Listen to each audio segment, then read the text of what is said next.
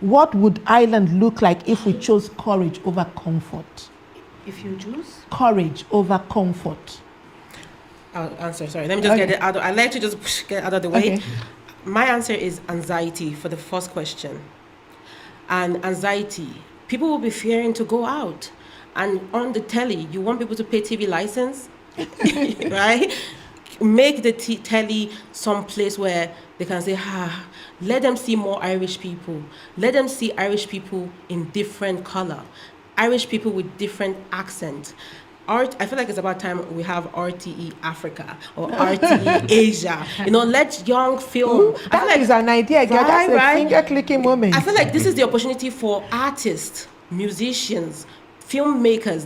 These are the people that I feel like if you need change to be done, those are the people. They can dance, some contemporary dance about race, paint about race, teach us how to paint, teach them tools, empower them so they're able to speak up.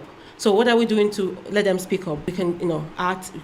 Anyway, I have things coming forward. Hopefully, I can get that. Awesome. We have to come and, get some key ideas from you, Pierre.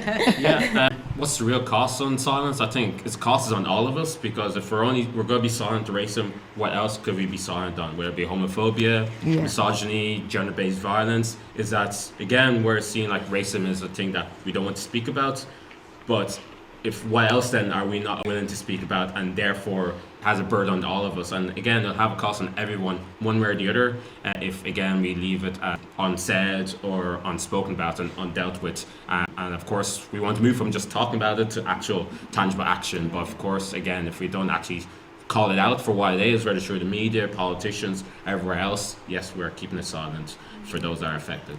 Thank you, Lucy. I think over the last couple of years, a number of us have really felt discomfort, particularly speaking out over Gaza, speaking out over the Congo and other places where people are dying genocide and colonialism and exploitation.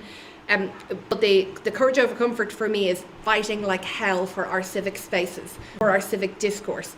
That politicians no longer feel emboldened to be outwardly scapegoating migrants over the housing crisis or over cost of living. That they fear us as their constituents to hold them to account for equality and human rights. That they don't talk about ditching the European Convention on Human Rights on a Tuesday.